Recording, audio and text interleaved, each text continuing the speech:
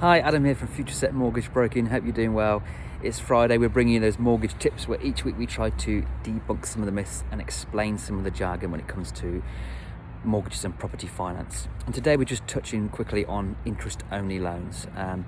So what is an interest-only loan? It's basically when you take out a loan to buy a house. Generally, the sort of normal default is you pay principal and interest. So you're paying down the principal amount you borrowed, and you're paying the interest. And you generally do that over, say, a sort of 30-year loan term as sort of standard.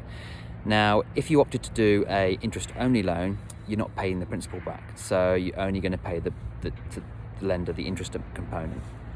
Now, in reality, your cash flow is probably better off because your repayments each month are lower, but it's actually harder to service an interest-only loan. Basically, the way you can generally sort of get an interest-only loan for sort of 1 to 5 years normally. So, say for argument's sake, you choose 5 years.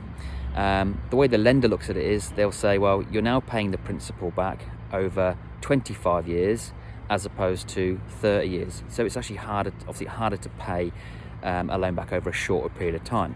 So when you'd be doing your assessment and you're getting ready to sort of check your serviceability with lenders for an interest-only loans, it's actually harder to service. So that's the reason why. Now, people take interest-only loans out for various reasons, cash flow reasons.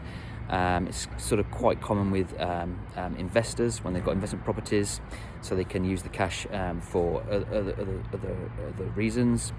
That could be accumulating more cash to buy more investments, or to create a cash buffer for managing the sort of the maintenance repairs of the property.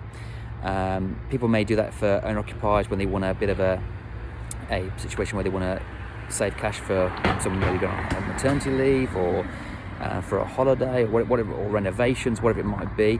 Again, you only sort of go down the interest-only route once you understand all the sort of requirements and what it means, the pros and cons, which again a good mortgage broker will go through with you and look at your particular circumstances and situation to advise what's the best options for you. So it's not a one-stop fits all sort of people. It really depends on your particular situation. So that's sort of how it is and how it works. It is a consideration, but just bear in mind, when you're not paying the principal, you're not building equity from the start. So the only equity you're sort of building in the property is the change in the market value of the property. So by paying principal back, you're already creating equity in the property from the get-go. So there's, again, pros and cons and advantages to different situations around having principal interest versus interest only.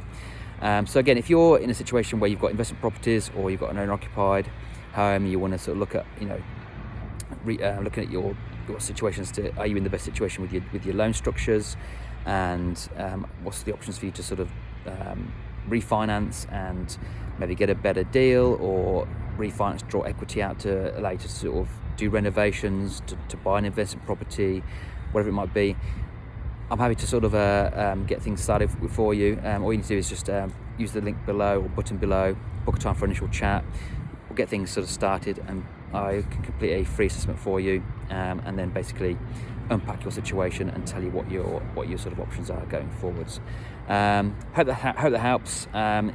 I haven't sort of gone on too much about the interest only there, but yeah, if it's a bit waffly, feel free to just to get in touch and we can discuss further. For now though, it's actually sunny, so enjoy your Friday and have a great weekend.